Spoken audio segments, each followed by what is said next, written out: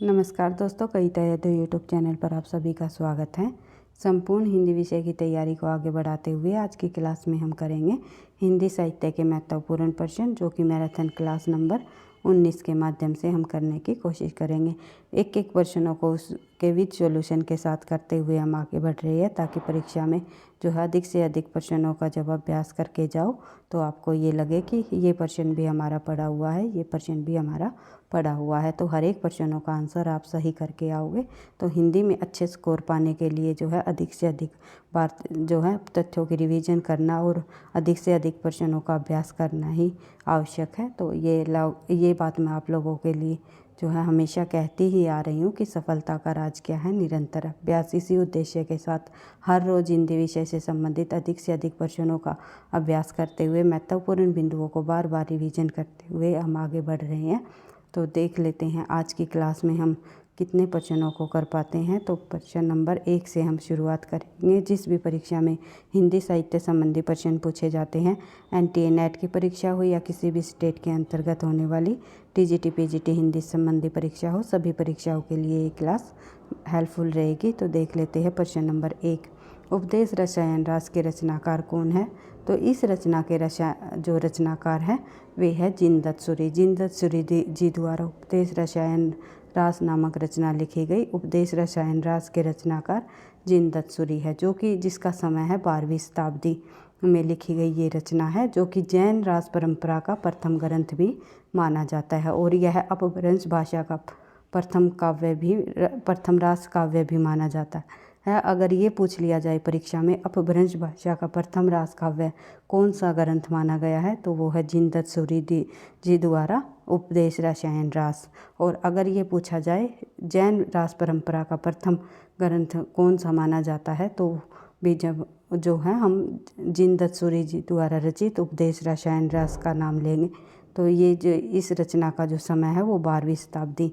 कई बार जो है समय भी पूछ लेते हैं, तो एक प्रश्न से हमारे काफ़ी सारे जो है प्रश्न क्लियर होते चलेंगे। तो इसी प्रकार से हम हर एक प्रश्नों को विद सॉल्यूशन के साथ करते हुए आगे बढ़ेंगे। और जितने भी हमारे PYQ है, पिछली परीक्षाओं में पूछे गए प्रश्न, चाहे किसी भी स्टेट के अंतर्गत होने वाली टीजीटी पीजीटी हिंदी संबंधी परीक्षाओं में पूछे गए प्रश्न हो या एनटीए नेट की परीक्षाओं में पूछे गए प्रश्न हो, उन सभी प्रश्नों को विद सॉल्यूशन के साथ करने की हम कोशिश करते हुए आगे बढ़ रहे हैं। तो देख ले, और भाई वीडियो आपको पसंद आती है तो लाइक करते हुए चलना है, क्योंकि आपके लाइक से मुझे नेक्स्ट क्लास बनाने का मोटिवेशन भी मिलता है।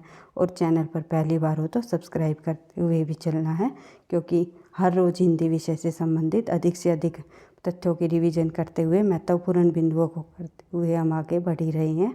तो देख लेते हैं, जो ये उपदेश रसायन रास है, ये अपभ्रंश भाषा का प्रथम रास काव्य भी माना जाता है और साथ ही जो है जैन रास परंपरा का प्रथम ग्रंथ भी माना जाता है।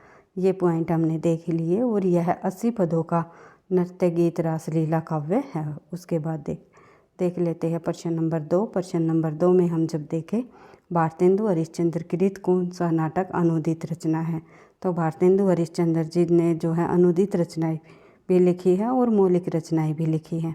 तो अनुदित नाटक कौन से रहे हैं उनके, और मौलिक नाटक कौन से रहे हैं, ये प्रश्न उत्तरों के माध्यम से हम बार बार रिवीजन करते हुए चलेंगे। तो वेदिकी हिंसा ने भवती, चंद्रावली और जो है अंधेर नगरी, ये तीनों इनके जो है मौलिक नाटक है, लेकिन विद्या सुंदर इनके द्वारा लिखा गया अनुदित नाटक है। और ये नाटक किस रचना का अनुवाद करके लिखा गया है, ये भी हम देख लेते हैं।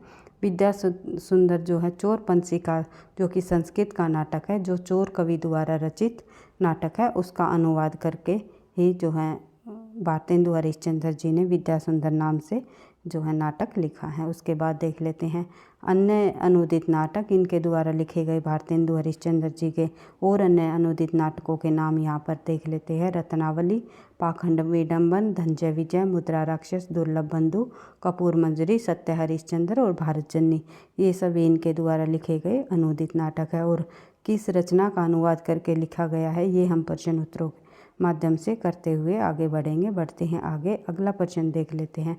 प्रश्न नंबर 3, केंद्रीय सचिवालय हिंदी परिषद संस्था का गठन कब किया गया? तो 1960 ईस्वी में केंद्रीय हिंदी परिषद संस्था का गठन 3 मई 1960 में किया गया। यह दिल्ली में है तथा इनके संपादक जो है स्वर्गीय श्री हरि बाबू कंसल माने जाते हैं। बढ़ते हैं आगे, प्रश्न नंबर 4, अष्टछाप की स्थापना कब हुई? अष्टछाप की स्थापना निम्नलिखित में से 1565 ईस्वी में की गई। किसके द्वारा की? ये सभी को पता है, गोस्वामी विठलनाथ ने 1565 में अष्टछाप की स्थापना की, जिसमें 8 कवियों को शामिल किया गया।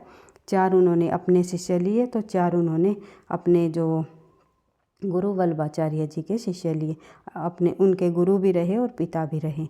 तो अष्टछाप की स्थापना जो है निम्नलिखित में से 8 कवि कौन कौन रहे अष्टछाप की स्थापना में? तो देख लेते हैं। अष्टछाप की स्थापना जो है विठलनाथ जी द्वारा की गई, और उन विठलनाथ जी द्वारा दिए गए उन 8 शिष्यों में किन किन को शामिल किया गया ये देख लेते हैं। 4 वल्लभाचार्य जी के शिष्य लिए कौन कौन? कुम्भनदास, सूरदास, परमानंद दास और कृष्ण दास। उसके बाद विठलनाथ ने जो शिष्य लिए उसमें शामिल हैं गोविंद स्वामी, छीत स्वामी, चतुर्भुजदास और नंददास।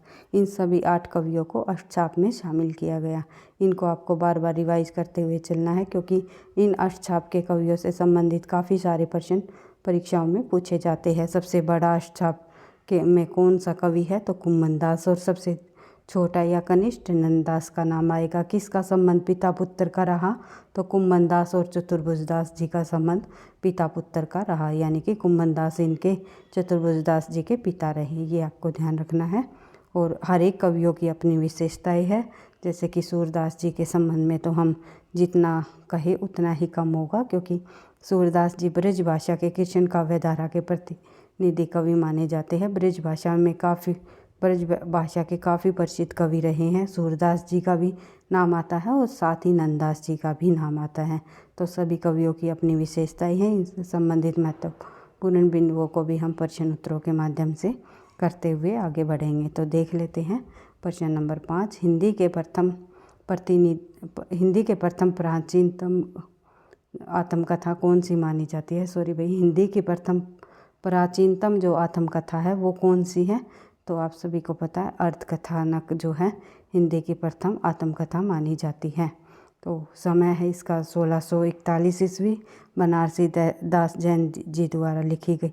ये ब्रज भाषा पद में रचना रही है। और आधुनिक ढंग से हिंदी की प्रथम आत्मकथा का नाम पूछ लिया जाए तो आपको ध्यान रखना है श्याम सुंदर दास जी द्वारा लिखित मेरी आत्म कहानी, जो इसका समय है 1941 ईस्वी। तो इन दोनों रचनाओं को आपको ध्यान रखना है कि हिंदी की प्रथम आत्मकथा कौन सी मानी जाती है और हिंदी की प्रथम आधुनिक ढंग से लिखी गई आत्मकथा कौन सी रही है। तो बढ़ते हैं आगे, प्रश्न नंबर 6, खुसरो का लक्ष्य जनता का मनोरंजन था पर कबीर धर्मोपदेशक थे, यह उक्ति किस कवि की है? तो ये उक्ति जो है निम्नलिखित में से आचार्य रामचंद्र शुक्ल जी द्वारा कही गई है। खुसरो और कबीरदास जी के संबंध में। खुसरो का जो लक्ष्य है वो जनता का मनोरंजन था पर कबीर धर्मोपदेशक रहे। बढ़ते हैं आगे, अगला प्रश्न, किस कवि द्वारा जो है करुण रस को एकमात्र रस माना गया है? तो ये आपको बताना है। करुण रस को एकमात्र रस मानने वाले विद्वान रहे हैं भवभूति जी। भवभूति जी द्वारा करुण रस को एकमात्र रस माना गया। तो देख लेते हैं, करुण रस को एकमात्र रस भवभूति ने माना। इसके द्वारा लिखे गए नाटक हैं मालती माधव, महावीर चरितम, उत्तर रामचरितम, ये जो कि कई बार परीक्षाओं में पूछी जाती है। उत्तम रामचरितम की जो उक्ति है वो एको रस करुण एव, जो ये इनके द्वारा जो है करुण रस को एकमात्र रस माना है। ये एक ही रस है जो एक रस में आते हैं, जो वो है करुण रस। बढ़ते हैं आगे, अगला जो हमारा प्रश्न है प्रश्न नंबर 8, नई कविता पत्रिका का प्रकाशन वर्ष 1954 ईस्वी। बढ़ते हैं आगे, नई कविता का जो आरंभ है 1954 ईस्वी में जगदीश चंद्र गुप्त द्वारा संपादित नई कविता पत्रिका के प्रकाशन से ही माना जाता है। और नई कविता नाम जो है अज्ञे जी द्वारा दिया गया और अपने रेडियो वार्ता में इस पद का सर्वप्रथम प्रयोग किया। कई बार परीक्षा में ये पूछ लिया जाता है नई कविता नाम का जो है नई कविता नाम जो है किसके द्वारा दिया गया, या नई कविता शब्द सबसे पहले किसके द्वारा प्रयोग किया गया, तो अज्ञे जी द्वारा। और इस जो नई कविता के संपादक का नाम पूछ लिया जाए तो जगदीश गुप्त जी का नाम आएगा। और जो इसका नई कविता का आरंभ पूछ लिया जाए तो 1954 ईस्वी। बढ़ते हैं आगे, अगला प्रश्न देख लेते हैं, प्रश्न नंबर 9। भाई वीडियो आपको पसंद आती है, लगता है आपकी परीक्षाओं के लिए ये प्रश्न हेल्पफुल है, तो प्लीज़ वीडियो को आप लाइक करते हुए चलो। साथ ही जो है चैनल पर पहली बार हो तो सब्सक्राइब भी कर लेना, ताकि नोटिफिकेशन आपको समय पर मिलता रहे, क्योंकि हर रोज़ हिंदी विषय से संबंधित अधिक से अधिक प्रश्नों का अभ्यास करते हुए हम आगे बढ़ रहे हैं। और आपके लाइक और कमेंट से मुझे नेक्स्ट क्लास बनाने का और अधिक मोटिवेशन मिलता है, और अधिक मोटिवेशन के साथ अच्छे अच्छे प्रश्नों को मैं जो है पिछली परीक्षाओं में आए हुए प्रश्नों को लेकर के आती हूँ आपके लिए। तो एक लाइक तो आप लोगों को करना आपके लिए भी ड्यूटी होगी भाई। देख लेते हैं प्रश्न नंबर। आई होप आप समझ भी रहे होगे मैं क्या कहना चाहती हूँ, क्योंकि आपका लाइक और कमेंट मेरे लिए जो है एक मोटिवेशन का काम करेगा। तो मेरी हेल्प के लिए भी आप लोगों को ये लाइक कर देना है। तो देख लेते हैं प्रश्न नंबर 9। प्रश्न नंबर 9 में हम देखते हैं, सुमेलित कीजिए। एक तरफ हमारे निबंधकार हैं, दूसरे तरफ हमारे निबंध संग्रह है, तो किस निबंधकार का कौन सा निबंध संग्रह है ये हमें बताना है। तो जैनेन्द्र जी का जो निबंध संग्रह है वो है साहित्य और संस्कृति। ए का मिलान हो जाएगा 3 पर। तो आंसर देख लेते हैं, हमारा आंसर हो जाएगा हमारा सी, क्योंकि हजारी प्रसाद द्विवेदी जी का जो निबंध है वो है विचार पर्व, और कुबेर नाथ राय जी का जो निबंध है वो है निषाद बांसुरी, और हरिशंकर परशाई जी का तो आपको पता ही है पगडंडियों का जमाना। तो एक बार और से इन निबंधकार और निबंध संग्रह को रिवीजन कर लेते हैं, ताकि परीक्षा में इनसे संबंधित अगर कोई भी निबंध पूछ लिया जाए कि ये निबंध संग्रह जो है किस निबंधकार का है, तो आप सही से आंसर दे सको। तो जैनेन्द्र कुमार का है साहित्य और संस्कृति, हजारी प्रसाद द्विवेदी का है विचार पर्व, कुबेर नाथ राय जी का है विषाद बांसुरी, पगडंडियों का जमाना जो है वो है हरिशंकर परशाई जी का। बढ़ते हैं आगे। नवनाथों में कौन शामिल नहीं है, तो नहीं और है पर आपको ध्यान से प्रश्नों को देखते हुए पढ़ लेना है, ताकि परीक्षा में आप जो है कोई भी गलती ना करने की आप गुंजाइश ना हो। क्योंकि जब आप प्रश्नों को ध्यान से नहीं पढ़ते हो तो हमारा प्रश्न गलत हो जाता है। आते हुए प्रश्नों को हम गलत कर आते हैं, और घर आकर ये देखते हो इसमें तो नहीं पूछा हुआ था, इसमें तो है पूछा हुआ था। तो इसलिए मैं आप लोगों को बार बार कहती हूँ, प्रश्नों को ध्यान से पढ़ लेने से ही जो है आपको आधी सफलता मिल जाती है। तो देख लेते हैं प्रश्न नंबर 10 में, नवनाथों इनमें से कौन शामिल नहीं है। तो गोरक्षनाथ, नागार्जुन और जड़ भरत ये सभी नवनाथों में शामिल है, लेकिन देवसेन जो है हिंदी के प्रथम कवि माने जाते हैं। देख लेते हैं इनसे संबंधित नवनाथों से संबंधित और सभी नवनाथों के नाम। गोरक्षक सिद्धांत संग्रह के अनुसार नवनाथों में जो नाम है वे इस प्रकार से है, उसमें इस प्रकार से दिए हुए हैं। पहले आएगा नागार्जुन, फिर जड़ भरत, फिर हरिश्चंद्र, सत्यनाथ, भीमनाथ, गोरक्षनाथ, चरपटनाथ, जलंधरनाथ और मल्लार्जुन, ये सभी नवनाथों में शामिल है। जबकि देवसेन जो है जैन आचार्य है, जिसकी कीर्ति है सर्वाकाचार, जो कि डॉक्टर नगेंद्र ने हिंदी की प्रथम रचना मानी जाती है। और जो है ये रचना जो है 1933 ईस्वी इसका जो इस रचना का समय रहा, ये भी आपको ध्यान रखना है। कई बार देवसेन जी द्वारा रचित रचना जो है सर्वाकाचार जो रचना है देवसेन जी द्वारा रचित, जो कि जैन आचार्य हैं, वे इसका समय पूछ लिया जाता है। तो आपको ध्यान रखना है 1933 ईस्वी डॉक्टर नगेंद्र ने हिंदी की प्रथम रचना मानी है इस रचना को। और जो है कुछ विद्वानों ने देवसेन को जो है हिंदी का प्रथम रचनाकार भी माना है। बढ़ते हैं आगे। प्रश्न नंबर 11, हिंदी का पहला रिपोर्टराज किस पत्रिका में प्रकाशित हुआ। तो हिंदी का जो पहला रिपोर्टराज है वो निम्नलिखित में से रूपा पत्रिका में प्रकाशित हुआ। तो हिंदी का पहला रिपोर्टराज रूपा पत्रिका में प्रकाशित हुआ 28 दिसंबर 1938 में। ये आपको ध्यान रखना है। हिंदी में रिपोर्टराज का जनक जो है शिवदान सिंह चौहान को भी माना गया है, और इनके द्वारा रचित लक्ष्मीपुरा को हिंदी का प्रथम रिपोर्टराज माना गया है। तो ये भी पूछा जा सकता है कि लक्ष्मीपुरा जो है किस पत्रिका में सबसे पहले प्रकाशित किया गया, जो कि हिंदी का प्रथम रिपोर्टराज है। तो आपको ध्यान रखना है रूपाब। उसके बाद बात करते हैं आगे प्रश्न नंबर 12। सचिनानंद हरिनानंद वात्स्यायन अज्ञे के निम्नलिखित निबंध संग्रह का प्रकाशन वर्ष के अनुसार क्रम वाइज लगाइए। अज्ञे जी द्वारा लिखे गए ये निबंध संग्रह यहाँ पर दिए गए हैं। इनको हमें उनके प्रकाशन वर्ष के अनुसार जो है क्रमानुसार लगाना है। तो सबसे पहले आएगा हमारा आत्मनेपद, फिर लिखी कागत कोरे, फिर ऐगतन, फिर कहाँ है द्वारिका। इनका प्रकाशन वर्ष भी हम देख लेते हैं। आत्मनेपद जो है 1960 में, लिखी कागत कोरे 1972, ऐगतन 1977, कहाँ है द्वारिका 1982। उसके बाद अगला प्रश्न हमारा प्रश्न नंबर 13। निम्नलिखित व्यंग्य रचनाओं का प्रकाशन वर्ष के अनुसार सही अनुक्रम हमें बताना है। तो यहाँ पर व्यंग्य रचनाएं दी गई हुई है ये सभी, इनको हमें क्रमानुसार लगाना है। तो हम देख लेते हैं इनके प्रकाशन वर्ष के अनुसार इन रचनाओं के रचनाकार और इनका समय। सबसे पहले आएगा भित्ति चित्र, फिर जीप पर सवार झलियाँ, इलियाँ नहीं है भाई ये झलियाँ हैं, ये आपको ध्यान रखना है, ये थोड़ा टाइपिंग मिस्टेक है। फिर यत्र तत्र सर्वत्र, फिर जो घर फूके, ये भी थोड़ा टाइपिंग मिस्टेक है। तो देख लेते हैं इन व्यंग्य रचनाओं के जो रचनाकार हैं उनको और उनका प्रकाशन वर्ष। भित्ति चित्र जो है रविंद्रनाथ त्यागी जी द्वारा 1966 की रचना है। जीप पर सवार झलियाँ जो है शरद जोशी जी द्वारा 1971 की रचना है। यत्र तत्र सर्वत्र शरद जोशी जी द्वारा 2000 ईस्वी की रचना है। जो घर फूके जो रचना है वो है ज्ञान चतुर्वेदी जी की 2006 की। उसके बाद देख लेते हैं अगला प्रश्न। अगला प्रश्न भी हमारा उपन्यासों के प्रकाशन वर्ष को सही अनुक्रम में लगाने का है। तो देख लेते हैं। सबसे पहले आएगा हमारा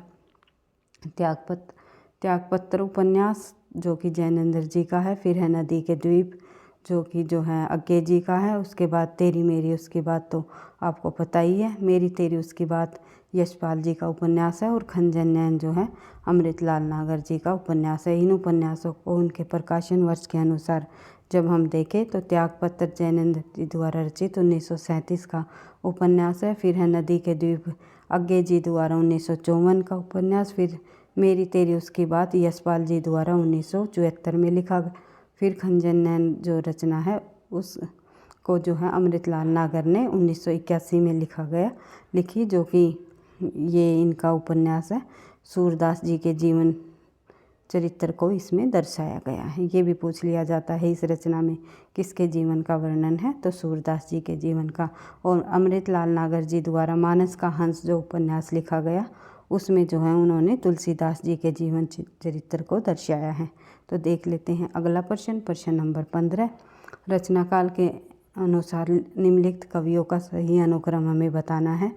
किस कवि का जन्म पहले हुआ, फिर उसके बाद किस कवि का जन्म हुआ। तो आंसर हो जाएगा हमारा बिहारी जी का नाम आएगा सबसे पहले 1595 ईस्वी, जो कि रीतिकाल के रीतिसिद्ध कवियों के प्रसिद्ध कवि रहे हैं बिहारी जी 1595 ईस्वी।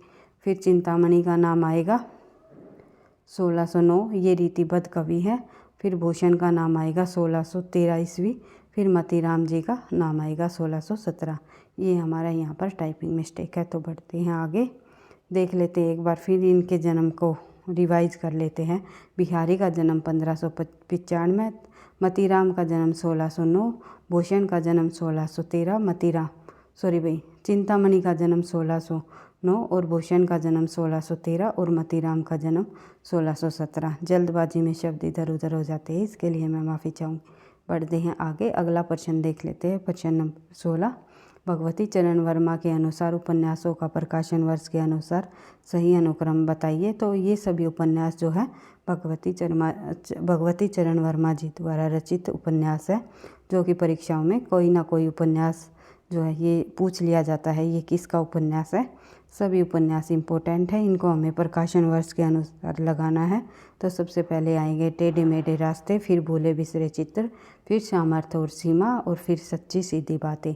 तो इनके प्रकाशन वर्ष का समय भी देख लेते हैं।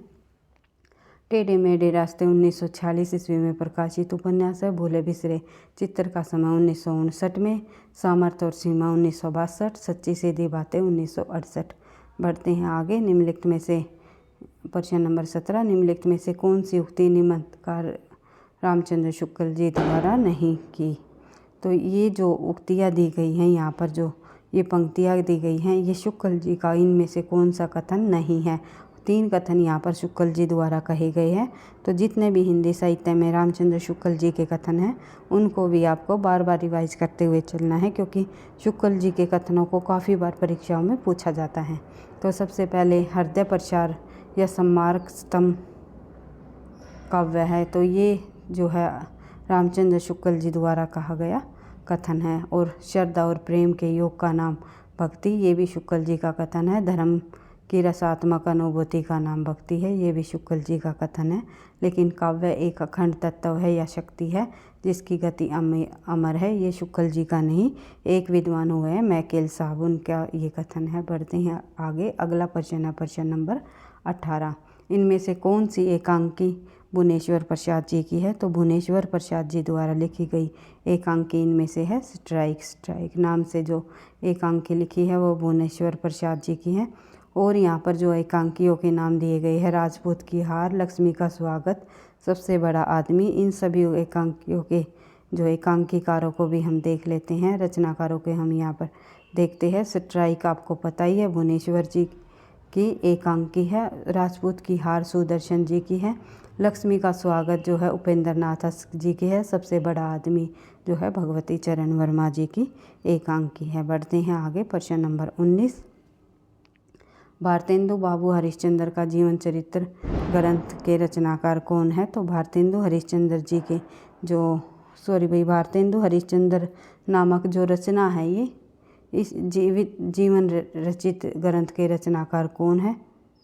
तो इस जो जीवन चरित्र रचना के रचनाकार जो है ये है राधा कृष्ण दास जी, जो कि भारतेंदु जी के फुफेरे भाई रहे हैं। तो इनसे संबंधित और अन्य महत्वपूर्ण बिंदुओं को जब हम यहाँ पर देखें, भारतेंदु बाबू हरिश्चंद्र नाम से जो है इनके द्वारा जो है राधा कृष्ण दास जी द्वारा जो हरिश्चंद्र जी का जीवन चरित्र नाम से इन्होंने रचना लिखी है। जीवनी ग्रंथ नामक ये रचना है 1904 ईस्वी की।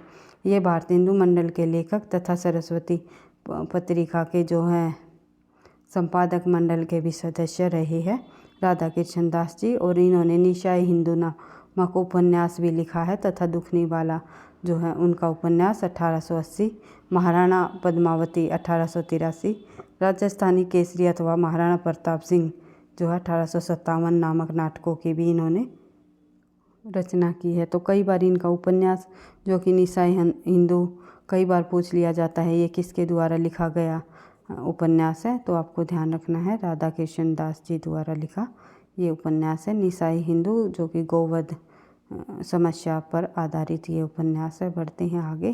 गोवध समस्या निवारण पर आधारित उपन्यास माना जाता है, ये पूछ लिया जाता है कई बार परीक्षाओं में। प्रश्न नंबर 20 हम देखते हैं, इनमें से कौन सा शिशु संवेदना की कहानी नहीं है? इनमें से शिशु संवेदना की कहानियों में शामिल नहीं है, वो नहीं है दो सखियाँ। और तीनों कहानियाँ शिशु संवेदना संबंधी कहानी है, कजाकी, चोरी और नादान दोस्त। इन तीनों कहानियों को आपको ध्यान रखना है। देख लेते हैं। नादान दोस्त, चोरी और कजाकी शिशु संवेदना संबंधी कहानी है। दो सखियाँ प्रेमचंद के स्त्री विमर्श पर आधारित कहानी है। ये भी पूछा जा सकता था कि इनमें से कौन सी कहानी स्त्री विमर्श संबंधी कहानी है, तो आपको ध्यान रखना है दो सखियाँ जो है स्त्री विमर्श संबंधी कहानी है, लेकिन नादान दोस्त, चोरी और कजाकी ये शिशु संवेदना संबंधी कहानी है। इस पर लेखक के आदर्शवादी जीवन दर्शन का प्रभाव पड़ा है। प्रेमचंद जी का जो स्त्री विमर्श पर जो कहानी इन्होंने लिखी है दो सखियों पर, इस पर जो है आदर्शवादी जीवन दर्शन का गहरा प्रभाव हमें देखने को मिलता है। इसमें पद्मा आधुनिक विचारों वाली तथा चंदा परंपरागत भारतीय युवती मानी जाती है। दो सखियों की कहानी की हम बात कर रहे हैं, तो पात्र भी पूछ लिए जाते हैं कई बार। तो पद्मा और चंदा दो सखियों कहानी की पात्र मानी जाती है। पद्मा जो है आधुनिक विचारों वाली स्त्री है, लेकिन चंदा जो है भारतीय परंपरागत युवती मानी जाती हैं। इन दोनों के पत्र व्यवहार से कहानी की रचना होती है। बढ़ते हैं आगे। अगला प्रश्न, प्रश्न नंबर 21। विभक्ति विचार नामक पुस्तक के रचनाकार कौन है? तो विभक्ति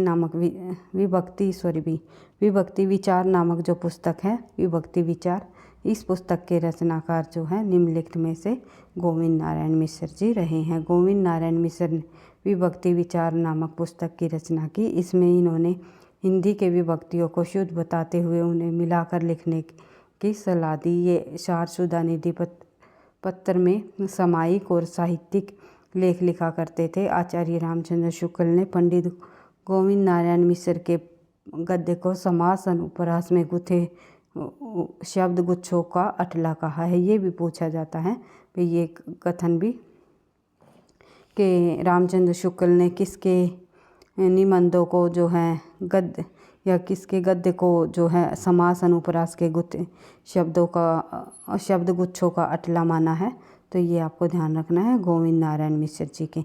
और किसने कहा है? ये आचार्य रामचंद्र शुक्ल ने।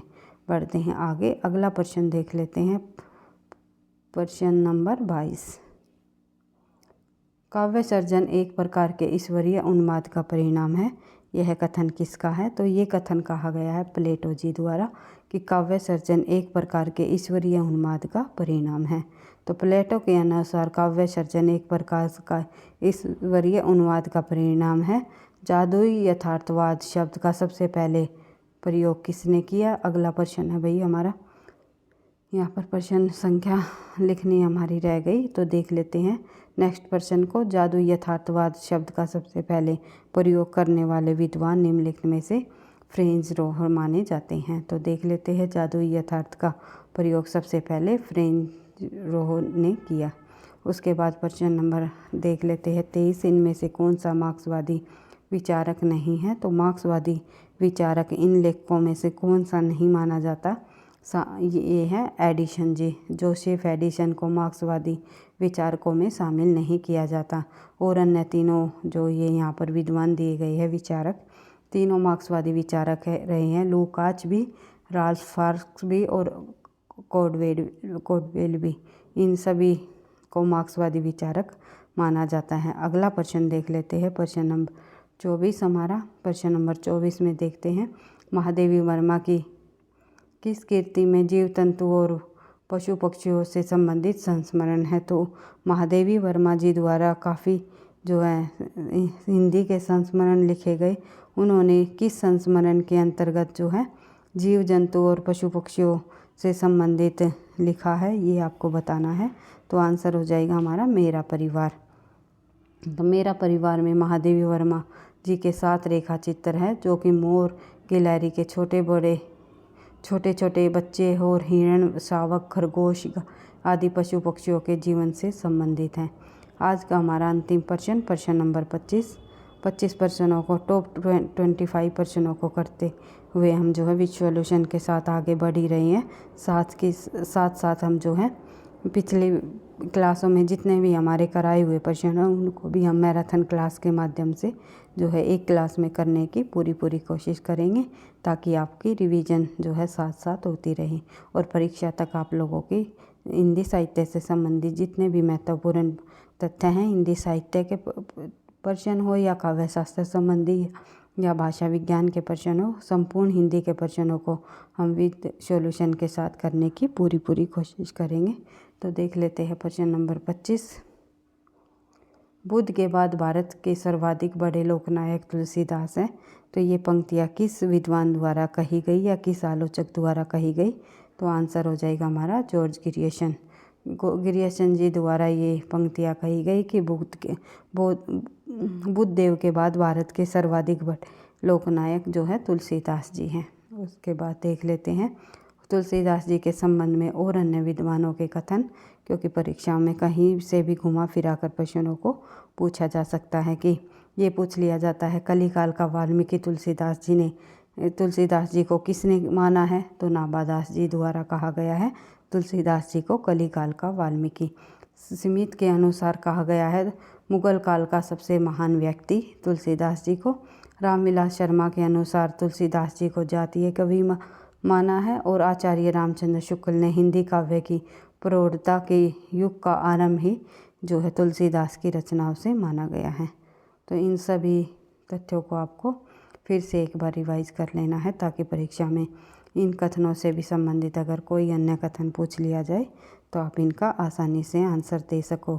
तो और अन्य प्रश्नों को टॉप 25 जो हमारे और अन्य प्रश्न है 50-50 प्रश्नों को मैराथन क्लास के माध्यम से हम करते हुए आगे बढ़ रहे हैं।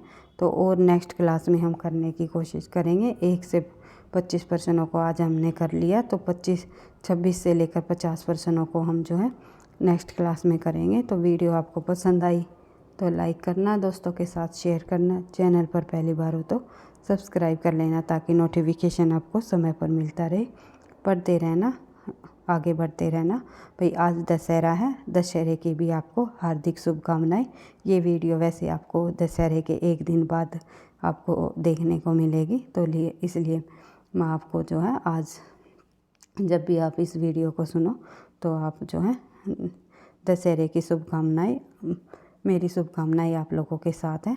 तो ये और आगे आने वाले जो अभी हमारा जो त्योहारों का समय है उन सभी की शुभकामनाएं दशहरे की शुभकामनाओं के साथ मैं आपको देती हूँ। दिवाली भी अभी आने वाली है, तो इसी त्योहारों के साथ साथ हमें जो है अपनी पढ़ाई को भी निरंतरता के साथ रखते हुए चलना है। तो दिवाली के बाद अभी आप लोगों की साफ़ सफाई का वक्त है, घरों की साफ़ सफाई हो रही है। मुझे भी पता है टाइम आप लोगों को बहुत ही कम मिल पाता है, लेकिन दिवाली तक मैं कोशिश करूँगी थोड़ी सी जो है छोटी छोटी क्लास लेने की, ताकि आप लोग समय निकाल कर इन क्लास को जो है देखते रहो। थोड़ी थोड़ी आपकी रिवीजन प्रश्नों की हमेशा होती रहे, और जो है फिर दिवाली के बाद हम अधिक से अधिक प्रश्नों का अभ्यास अधिक लंबी लंबी क्लास के साथ करने की कोशिश करेंगे, ताकि आपकी हिंदी विषय से संबंधित परीक्षाओं की जो तैयारी है अच्छे से हो, और सभी प्रश्न को आप इस प्रकार से क्लियर करते हुए चलो, कहीं से भी कोई भी तथ्य पूछ लिया जाए परीक्षा में तो आप आसानी से उनका आंसर भी दे सको। तो इसी के साथ मैं आज की क्लास से जो है विदा लेना चाहती हूँ। मिलते हैं नेक्स्ट क्लास में और अन्य नए प्रश्नों के साथ। तो वीडियो पसंद आई तो लाइक करना, दोस्तों के साथ शेयर करना, चैनल पर पहली बार हो तो सब्सक्राइब कर लेना, ताकि नोटिफिकेशन आपको समय पर मिलता रहे। और पढ़ते रहना, आगे बढ़ते रहना। थैंक यू, धन्यवाद।